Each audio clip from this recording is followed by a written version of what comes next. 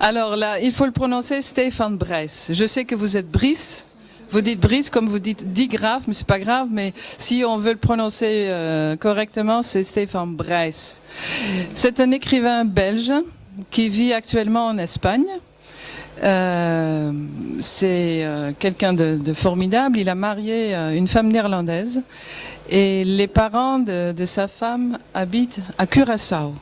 Alors Curaçao, je ne sais pas, vous pensez peut-être à un cocktail qui s'appelle Curaçao?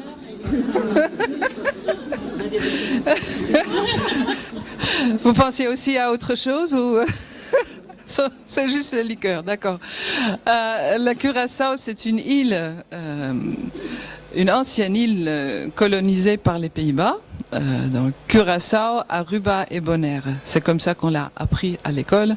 C'était des îles, anciennes îles colonisées, mais par les Pays-Bas. Hein, c'est un écrivain belge. Donc voilà, pour nous c'était spécial de voir un écrivain belge s'intéresser à nos îles colonisées. Mais en fait, il s'agit de Curaçao parce qu'il parle de 3 générations en fait de Max et de son père et disons, il parle de 3 hommes. C'est peut-être ça. Le narrateur de ce roman, c'est un prêtre noir, et il suit de près ce couple qui a une relation typiquement antillaise, si je peux dire, c'est-à-dire la femme s'occupe de tout et l'homme disparaît dans la jungle assez rapidement. Hein, là, je charge un peu la situation, mais c'est quand même ce qu'on lit dans ce livre et dans d'autres livres. Et il se demande en fait, Stefan Brijs, comment ça se fait? Comment ça se fait que la société à Curaçao est telle qu'elle est? Et ça, il le fait d'une façon vraiment super intéressante. Il peint comme un peintre l'atmosphère sur l'île.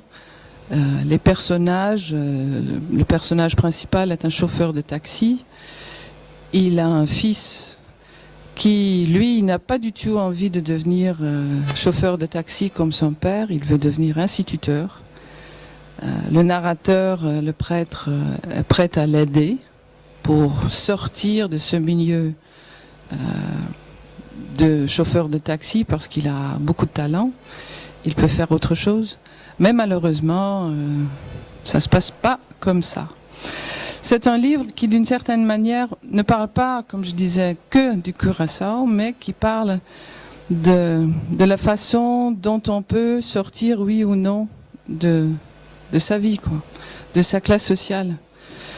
Est-ce que l'ascenseur social marche encore? Est-ce qu'elle ne marche pas?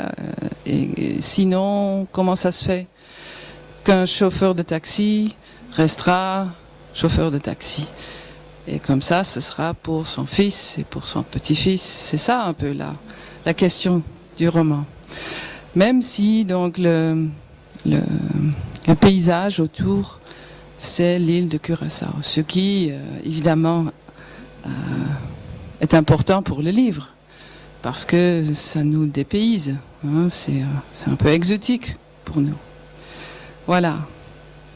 Vous avez lu quelque chose de lui? Je pense qu'il a eu un prix des lecteurs avant, il y a quelques années, au festival. Non, c'est la première fois que vous entendez ce nom. Bon. Alors c'est vraiment quelqu'un à découvrir. Il sera accueilli à la bibliothèque de Montmorillon dans le cadre du festival en novembre. Donc vous aurez l'occasion de le rencontrer. Merci.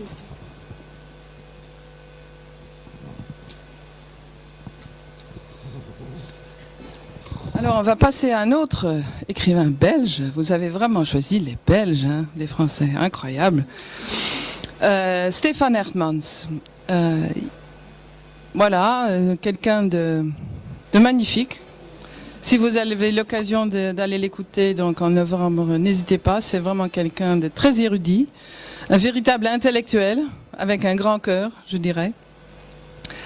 Il a écrit pendant toute sa vie. Il a 68 ans maintenant, il a une œuvre énorme. Il est surtout poète, essayiste. Il a enseigné pendant très longtemps la littérature. Il a enseigné l'art, les beaux-arts. Et il avait, jusqu'il y a 5 ans, il avait publié, je dirais, 40 titres. C'est énorme. Il parle néerlandais, il est né à Gand. Mais il parle un français vraiment formidable aussi. Donc, qu'est-ce qui s'est passé? Les premiers 40 titres étaient vendus, je dirais, pour être sympa, je dirais 500 exemplaires max. Sa poésie, 30 exemplaires peut-être. Mais là, il a changé quelque chose. Il a changé son style, il a changé de sujet. Il s'est dit peut-être, ça suffit, les quelques exemplaires, je veux vraiment avoir un public beaucoup plus grand. Et il a découvert quelque chose. Il a découvert dans son bureau les notes, les carnets de son grand-père. De son grand-père qui s'était battu pendant la Première Guerre mondiale. Et il les a lus, ces petits carnets. Il ne les avait pas encore lus, il n'osait pas les lire. Et qu'est-ce qu'il a découvert? Il a découvert les carnets vivants de comment c'était la vie de son grand-père, qui avait un job,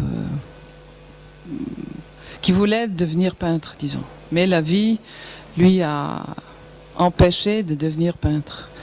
Donc, il a découvert que ce grand-père, il voulait peindre des fresques. Et qu'il avait peint pendant la guerre, dans les tranchées, pendant la Première Guerre mondiale.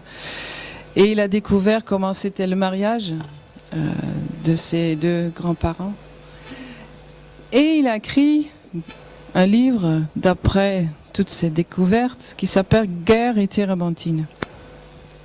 Et le térébenthine vient du fait que si on est peintre, il faut laver ses pinceaux à la térébenthine. Donc Guerre et térébenthine, c'est un roman d'un côté très personnel, autobiographique, même s'il n'a pas repris les carnets de son grand-père littéralement dans le livre. Mais il parle de son grand-père, il le cite, et il fait ça dans un style absolument formidable. On est vraiment happé par le livre. Et d'un côté aussi, on se dit, mais peut-être vos grands-parents se sont battus dans la Première Guerre mondiale. Vous aussi, vous avez peut-être quelque part chez vous des carnets ou autre chose qui ont appartenu à vos grands-parents. Donc c'est une histoire absolument... C'est un roman historique, mais très personnel. Après... Et donc il a eu beaucoup de succès avec ce livre. Le livre a été traduit dans de très nombreuses langues.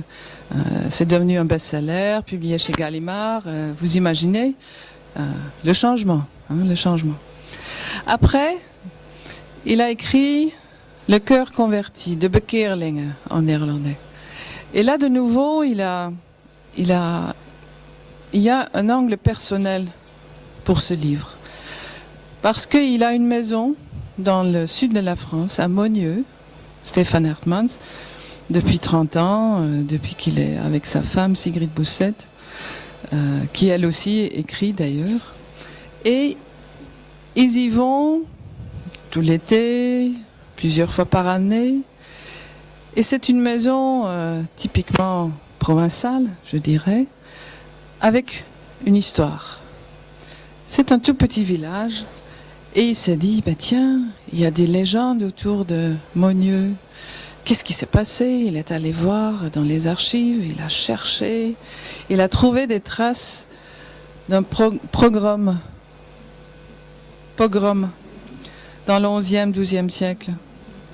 Et il s'est dit, mais qu'est-ce qui s'est passé là? Il a trouvé des traces d'une jeune fille noble, normande, qui était amoureuse d'un jeune homme juif. Elle était donc normande, lui, pas du tout. Et vous imaginez, à cette époque-là, un mariage comme ça, c'était pas possible. Il a découvert qui se sont enfuis, qui sont restés ensemble, qui ont eu des enfants. L'histoire, évidemment, c'est une histoire très malheureuse, parce que ça se termine pas bien. Elle se retrouve toute seule au Caire à un certain moment. Les soldats de son père se trouvent dans ses trousses, sur ses traces, et les trousses aussi, oui. Les traces et les trousses, c'est pareil. En tout cas, c'est malheureux dans les deux cas. Et puis, donc, une partie de cette histoire se déroule à Monieux et autour de sa maison. Il fait des découvertes et il nous les décrit, les découvertes, pas à pas, dans son livre.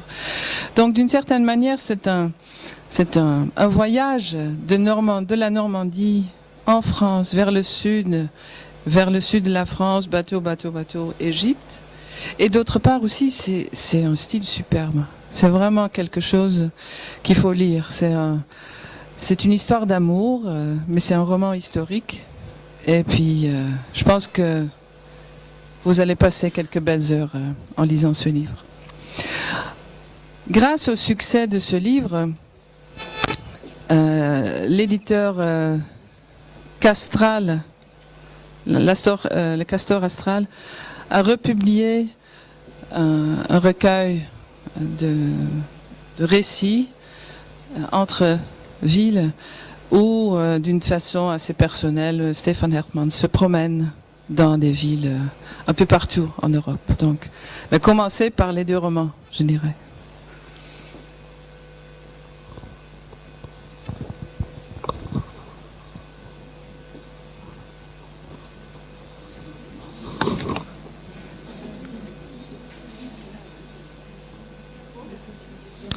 C'est le cœur converti qui est le plus récent. Oui.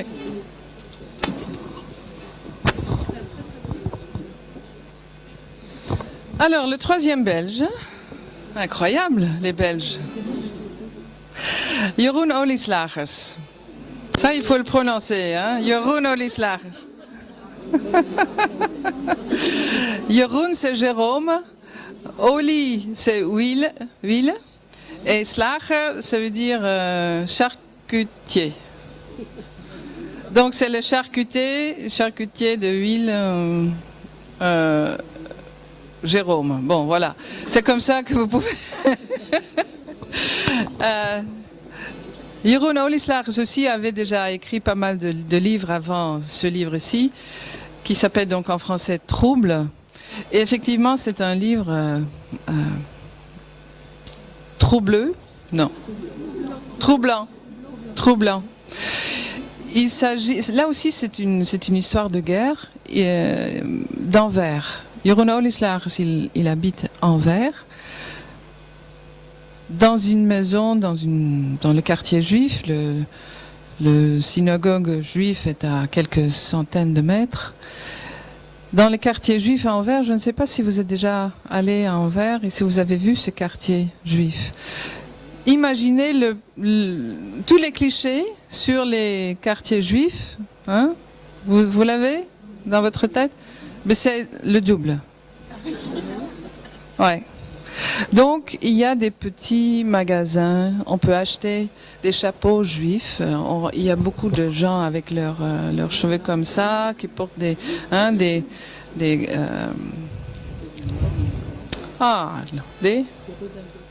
c'est ça, des redingotes noires, c'est exactement ça. Merci beaucoup.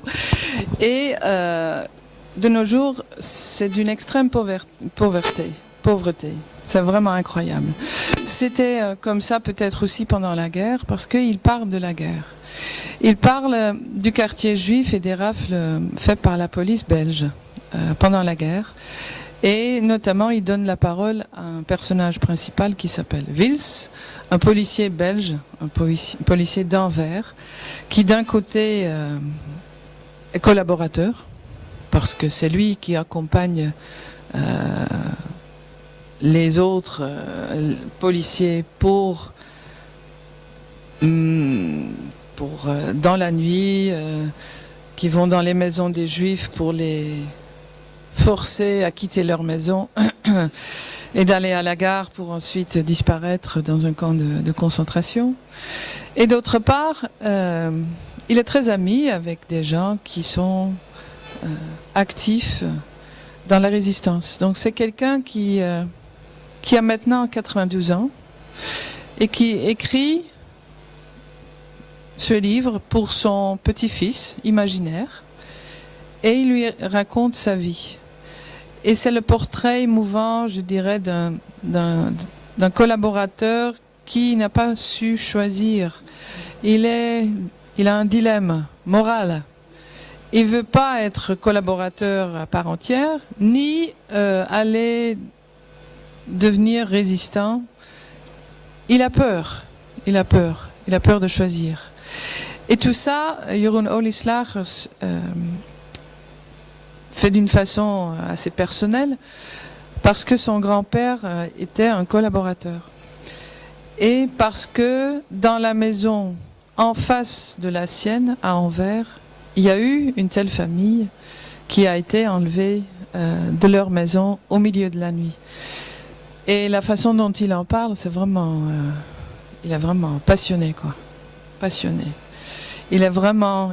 Parfois, on a l'impression qu'il vit encore à cette époque-là. Tellement c'est dur pour lui, c'est émouvant.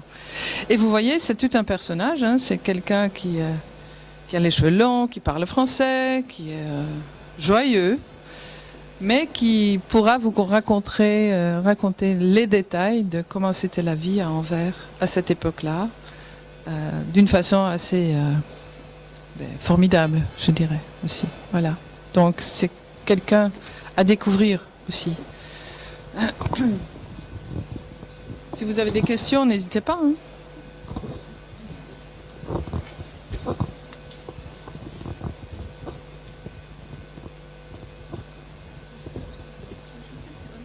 Très troublante. Margot. Oui. Hein, vraiment, le mot trouble est bien choisi parce que vraiment c'est troublant. On a du mal à lâcher. Ah oui, bien sûr. Bah oui, le sujet. Mais il faut pouvoir l'écrire de cette façon-là. Je crois que c'est l'écriture qui tient tout. Oui, en néerlandais, on peut remarquer vraiment le style belge, je dirais, le style qui est plutôt flamand. La langue est vraiment flamand, à ce côté baroque de la langue néerlandaise flamande. Je ne sais pas si ça vous avez pu le remarquer aussi dans la traduction française, si c'est un français ou si vraiment il y a un côté baroque, exceptionnellement baroque dans la traduction française. Mais en tout cas pour nous, les Néerlandais, effectivement c'est un livre très dur. Parfois on le met de côté parce qu'il faut se promener dans le soleil. Au soleil, c'est ça. Oui, c'est ça. Faut pas le lire si on est malheureux. Non. Non. Alors Connie Palme est néerlandaise, c'est une de nos grandes écrivaines néerlandaises d'aujourd'hui. Grande styliste, une star en Allemagne et aussi ailleurs. Et on est très content qu'Actes Sud ait choisi ce livre, Ton histoire, mon histoire. En fait, Connie Palme écrit beaucoup sur être célèbre et la célébrité. Voilà. Donc, elle a lu l'œuvre de Sylvia Plath et de Ted Hughes. Sylvia Plath, donc la poétesse anglaise, et Ted Hughes, son ami, amant, mari américain. Donc elle reprend cette histoire d'amour entre deux poètes, deux écrivains à Londres et après. Ce couple fameux, ce couple magnifique aussi, ce couple malheureux surtout, parce que vous savez que Sylvia Plath s'est suicidée, n'est-ce pas?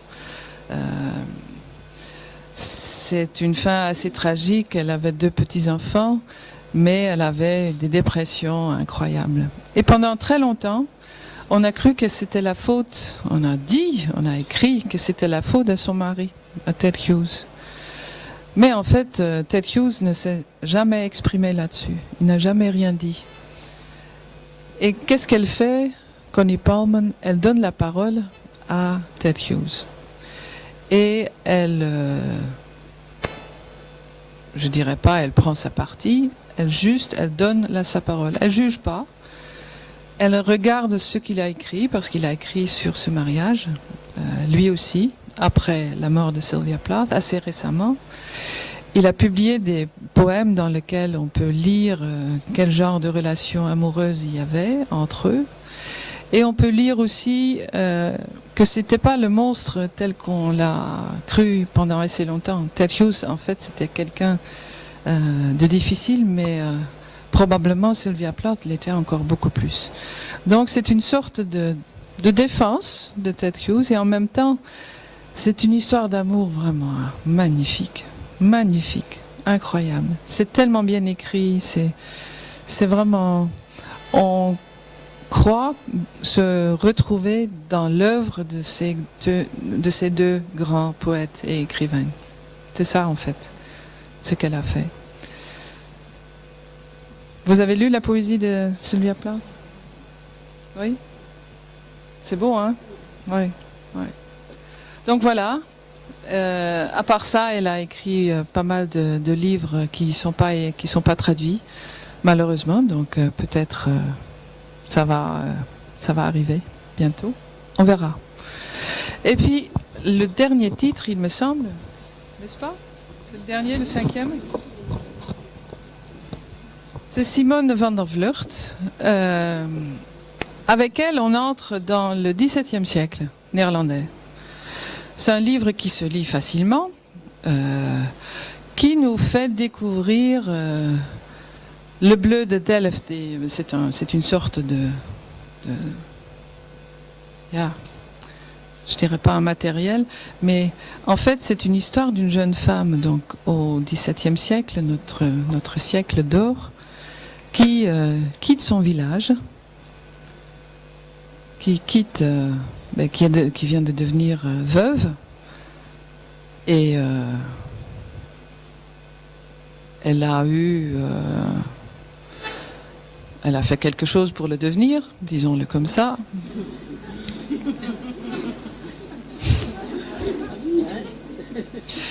Donc elle a aidé un tout petit peu à devenir veuve. Bon, on la comprend, hein? Si on lit le livre, on la comprend. Et qui s'en va à Amsterdam via Haarlem pour devenir intendante, je pense que c'est le mot en français, dans une famille à Amsterdam où elle fait toutes sortes de choses, et la dame pour laquelle elle travaille a très envie de devenir peintre, et donc elle prend des cours et elle en profite, la jeune fille en profite. Comme ça, elle rencontre Rembrandt. Après, elle quitte Amsterdam pour aller s'installer à Delft.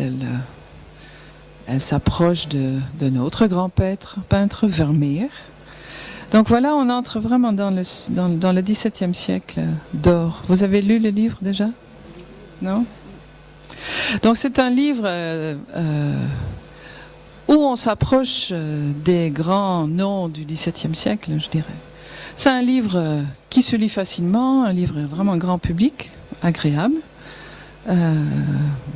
Voilà, Simone van der Vlucht sera donc également présent en novembre au festival. C'est qu'elle sera dans le cadre des invitations dans le département à Nieul-l'Espoir, donc le jeudi soir, puisque la première invitation était pour le vendredi soir. Donc c'est le jeudi soir à Nieul-l'Espoir. Alors c'est la date du festival, c'est le jeudi 17, c'est la date du festival. Voilà les 5 titres que vous avez choisis. Il y a 2 recommandations donc de ma part, c'est Hella Haas et Says Notable.